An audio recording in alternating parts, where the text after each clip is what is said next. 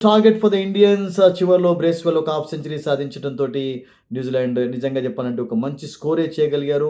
ఒక సమయంలో వాళ్ళు ఏ రకంగా స్టార్ట్ అయితే సాధించారో 10 ఓవర్స్‌లో దాదాపు 60, 70 ఫస్ట్ 8 ఓవర్స్‌లో 50 ప్లస్ 57 విత్ లాస్ నుంచి సడెన్‌గా 3 వికెట్స్ కోల్పోయినారు. సో, అప్పుడు కొంచెం మొమెంటమ్ రిథమ్ వాళ్ళది తగ్గిపోయింది. లేకుంటే ఆ సమయంలో ఫర్ ఎగ్జాంపుల్ వరుణ్ చక్రవర్తి యంగ్‌ని ఔట్ చేయకపోయినట్లయితే it could have been a different story. He really bowled well again today. Rachin played well of course. Williamson fail అయ్యాడు ఈరోజు.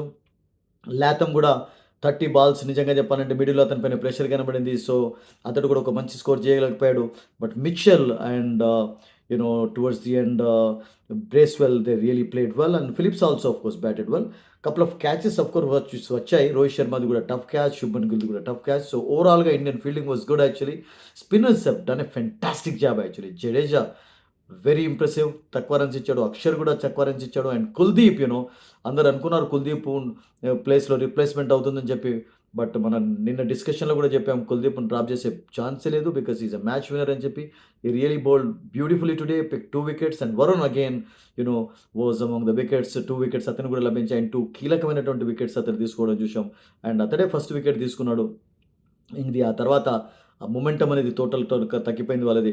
సో, ఓవరాల్‌గా it's been a good effort by India. ఇప్పుడు చేయాల్సింది batters they have to bat carefully. ఎందుకంటే పెద్ద target కాదు గానీ, ఈ ట్రిక్కీ మోడరేట్ టోటల్స్ అన్నీ కూడా కొంచెం కొంప ముంచుతుంటాయి అప్పుడప్పుడు. ఎందుకంటే ఫాస్ట్‌గా ఆడుతున్నప్పుడు వికెట్స్ కోల్పోతుంటారు. స్లోగా ఆడుతున్నప్పుడు కొంచెం ప్రెషర్ అనేది ఉంటది. So, Indians have to be a little careful actually in chasing the target. They have the batting lineup. Jadeja వరకు బ్యాటింగ్ లైనప్ ఉంది. కానీ కపుల్ ఆఫ్ గుడ్ పార్ట్నర్‌షిప్స్ అవసరం. అండ్ న్యూజిలాండ్‌కు ఒక బిగ్ పార్ట్నర్‌షిప్ లభించలేదు. ఫస్ట్ వికెట్‌కి 57 ఆ తర్వాత మరొక 50 పార్ట్నర్‌షిప్ చూసాం. ఫిలిప్స్ అండ్ మిచెల్ ఆడుతున్నప్పుడు.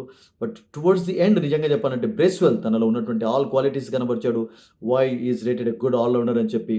అండ్ బౌలింగ్‌లో ఆఫ్‌కోర్స్ డిసప్పాయింటింగ్ పెర్ఫార్మన్స్ చూసాం అతని నుండి లీగ్ మ్యాచ్‌లో. అండ్ ఐయామ్ ష్యూర్ అతడు కూడా ఈరోజు కొన్ని పాఠాలు నేర్చుకున్నాడు. ఈ స్పెండ్ లాట్ ఆఫ్ టైమ్ అంటే వికెట్ ఎలా బిహేవ్ చేస్తుందనేది గమనించి ఉంటాడు. అండ్ శాంట్నర్ అండ్ బ్రేస్‌వెల్‌ని ఆడడం చాలా కష్టం. అందుకని కొంచెం కేర్‌ఫుల్‌గా ఆడాలి.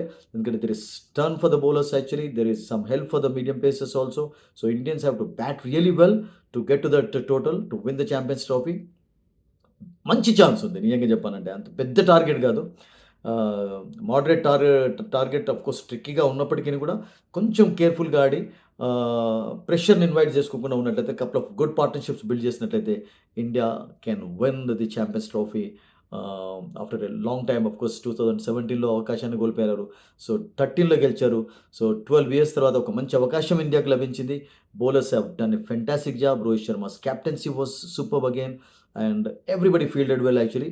కపుల్ ఆఫ్ ఆ క్యాచెస్ నిజంగా చెప్పాలంటే డ్రాప్ అయినవి కూడా వెరీ డిఫికల్ట్ క్యాచెస్ అవి. వాటిని మనం ఈజీ క్యాచెస్ అనలేము. So, India has to make use of this good opportunity to win the trophy.